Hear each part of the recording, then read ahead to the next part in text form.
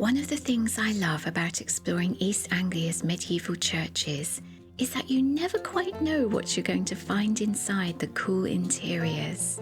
And I've discovered many wonderful paintings, from fantastical mystical beasts and moving biblical scenes to vibrant angels and dastardly demons.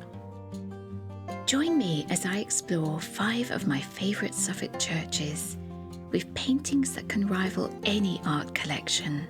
We're starting our tour with a visit to one of the loveliest and smallest churches in Suffolk, St Mary the Virgin in Wiston.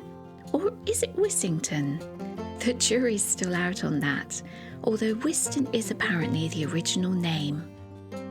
This is a gorgeous little Norman church in a very rural setting, which you won't happen upon by accident, as it's down a tiny lane with just a couple of houses, a few old barns and a footpath heading across the fields. It has the loveliest porch with its own bookshop.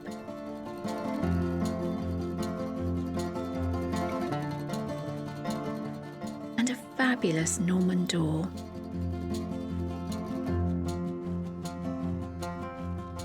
Tiny and perfect, it really is like stepping back in time when you enter. There's a 15th century font.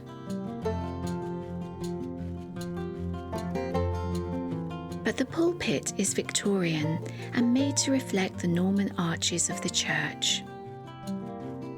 But it's the 13th century wall paintings that the church is most famous for, especially the fabulous dragon, which is from the 15th century. And could it be the Bures dragon, the legendary beast that terrorised the local neighbourhood in medieval times? First recorded in 1405 by a local monk, there were apparently many sightings and fiery incidents before it was killed by arrowmen. You can also see St Francis preaching to the birds in a tree. We're wending our way north now to Thornham Parva and another tiny Norman church. We visited on a warm spring day when the cowslips and blossom were out.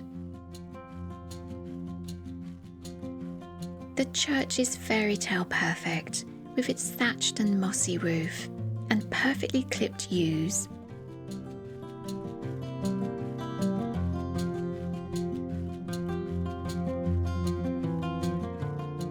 The approach from the footpath at the back is equally lovely and shouldn't be missed, especially when the churchyard is full of spring celandines.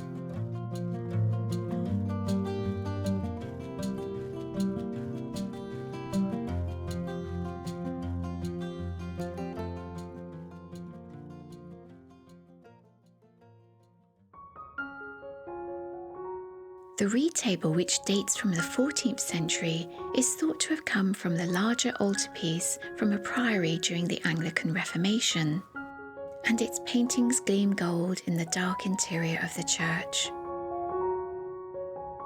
Along with the crucifixion, you can see the figures of St Catherine and St Edmund, amongst others.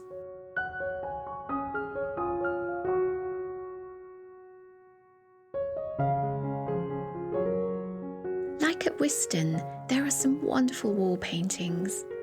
These date from the 14th century and include the Assumption of Mary and scenes from the life of St Edmund, England's original patron saint.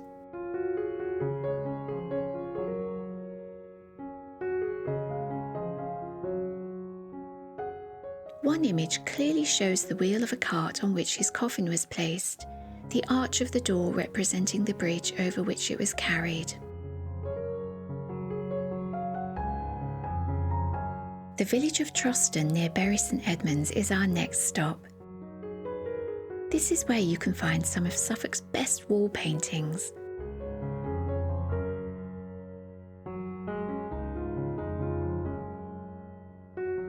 High above the chancel arch, Christ sits in judgment, blood weeping from his wounds.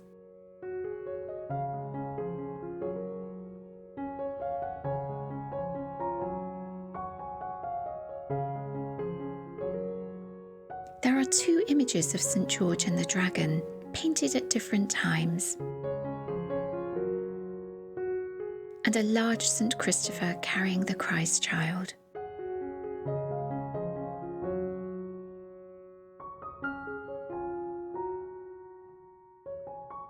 And St. Edmund, his body pierced by arrows. The church is also full of fascinating graffiti, although you might need the help of a torch to find some of the details, such as the famous demon, and even then it's pretty hard to make out. But it's great fun trying to spot everything, including dates from the English Civil War.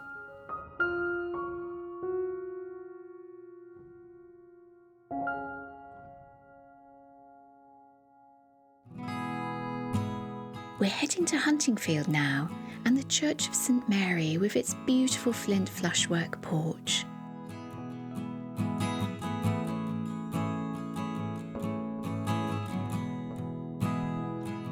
And characterful creatures everywhere, which take the breath away even before you enter and see the hugely impressive font cover.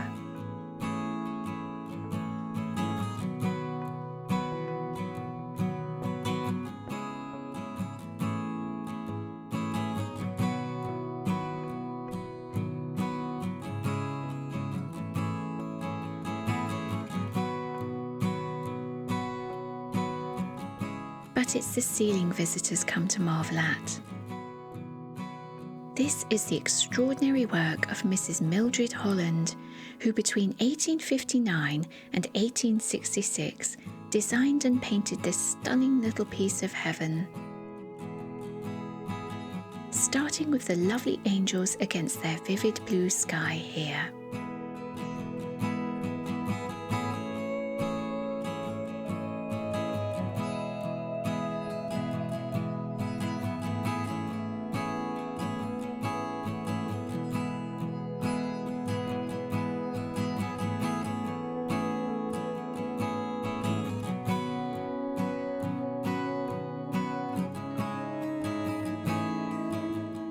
There's a mirror to save your neck some work. Look out for the angels at the beam ends who watch over parishioners. The bright chevrons, gilding, and gorgeous lettering. It's hard to leave Huntingfield, but we're taking a quick walk across the gorsy heathland before finding our way to the tiny Suffolk village of Wenhaston.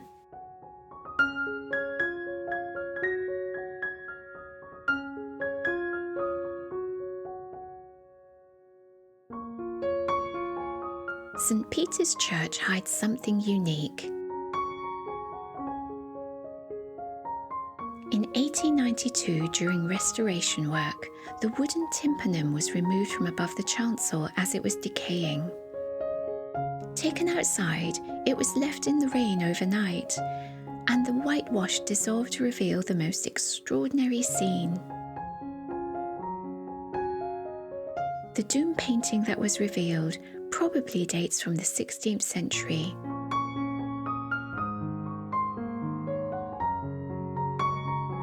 And you can see Christ sitting high on the rainbow, with Mary and St. John the Baptist praying to his left. And St. Michael and the devil are overseeing the all-important weighing of the souls to see who will go to heaven and who will go to hell. The virtuous are being greeted by St. Peter, while the demons terrify with their fierce teeth, red and yellow eyes, and weapons of torture, the damned being restrained and dragged into the gaping mouth of hell.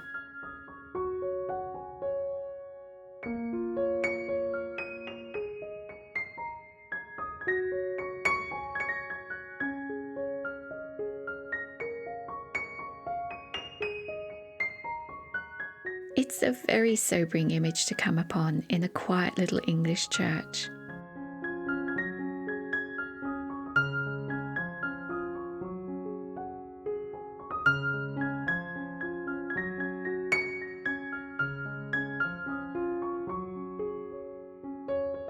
Thank you so much for joining me on this tour of just a few of the remarkable churches here in Suffolk. I hope it's inspired you to look beyond the stone walls and discover the extraordinary stories they still have to tell.